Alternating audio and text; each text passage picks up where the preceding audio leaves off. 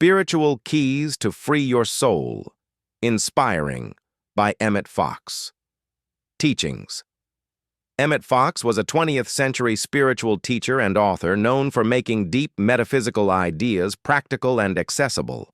His teachings focused on the power of thought, divine identity, and spiritual laws to transform everyday life. Ever get that feeling where life just feels overwhelming?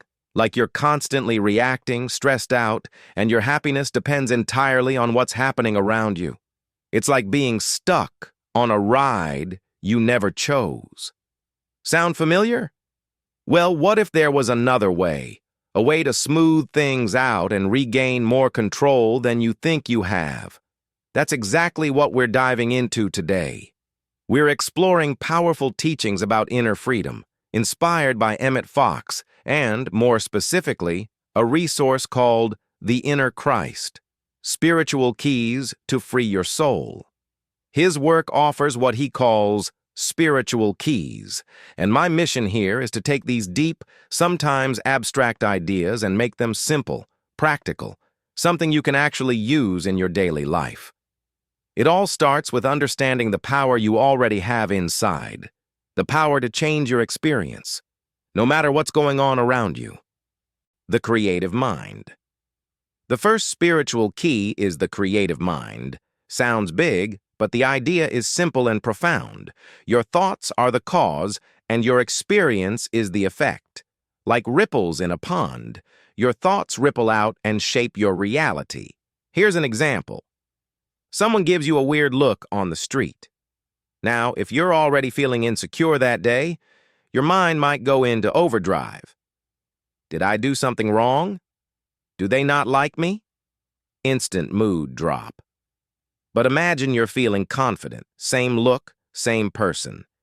You might shrug it off, thinking they're having a rough day, or you might not even notice.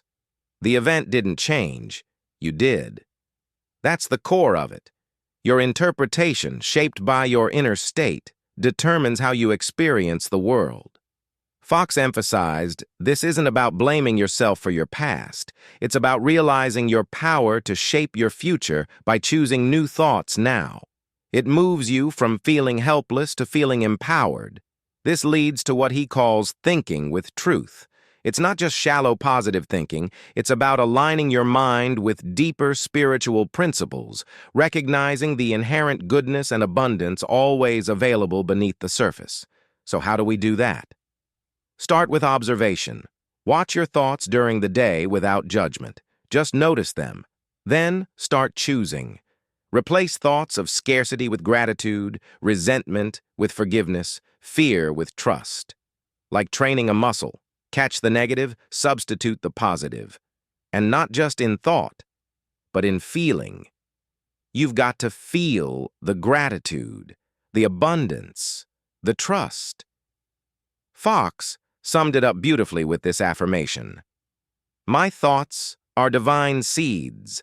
I plant truth and harvest freedom. The Christ in me thinks through me, and everything in my life aligns with good. The inner Christ. The second key is the inner Christ. Now, don't let the word Christ throw you. It's not strictly religious or limited to the historical Jesus.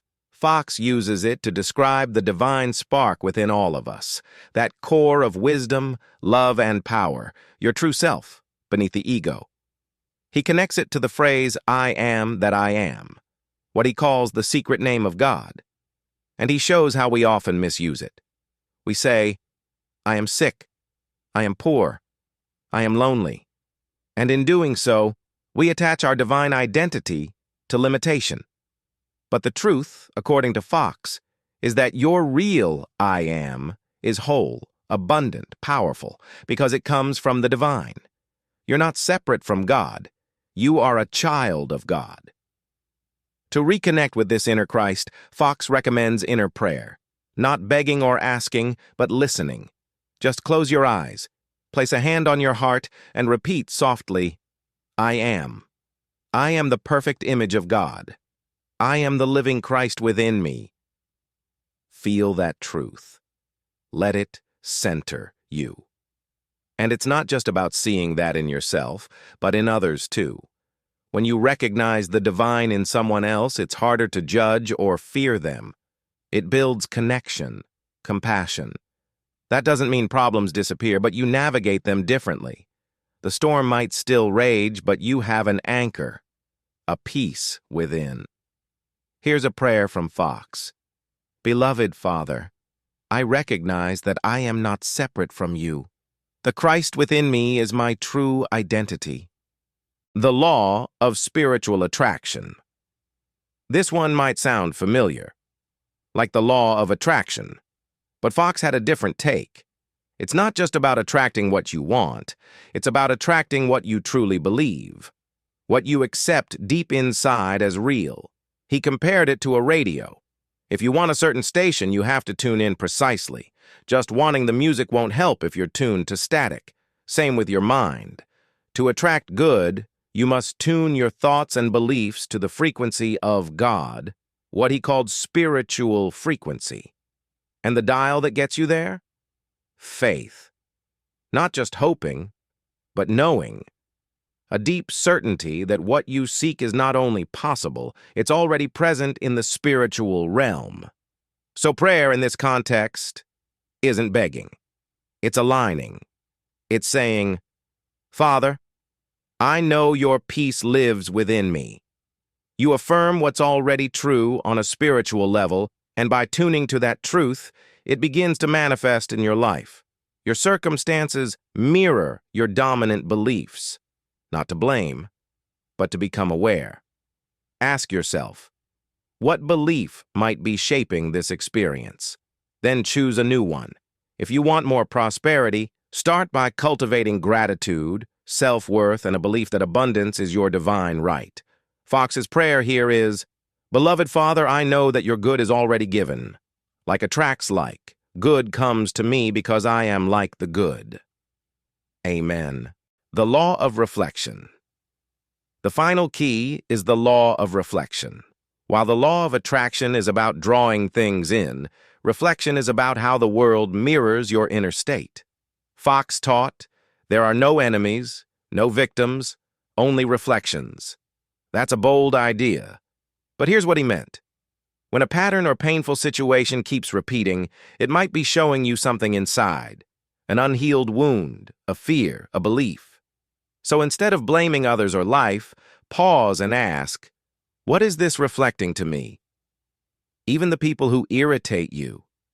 They might reflect traits you reject in yourself or traits you're meant to integrate. And those you admire, they mirror potential already in you, waiting to be awakened. Practically, this means observing your emotional reactions. Strong triggers are clues. Rather than trying to fix the outer situation, work inward.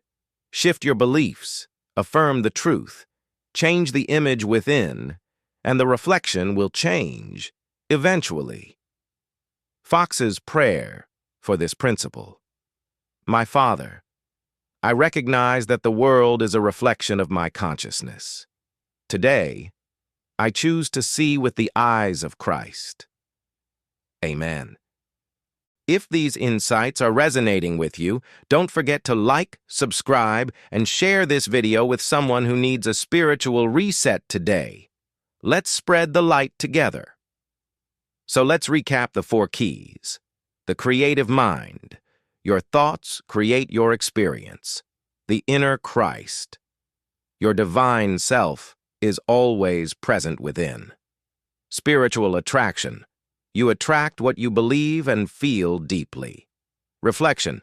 The outer world mirrors your inner state. They all point back to the same truth. You have more power than you realize. The freedom you're searching for starts within. Here's a question for you. What's one area in your life where you feel stuck? Now, what are your thoughts about it? What do you believe to be true? What might it be reflecting back to you? Start there. Reflect. Affirm the truth. Choose new thoughts. And if this resonates with you, I highly recommend diving deeper into Emmet Fox's work.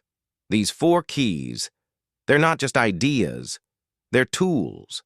for healing, for clarity, for freedom, and it all starts with you.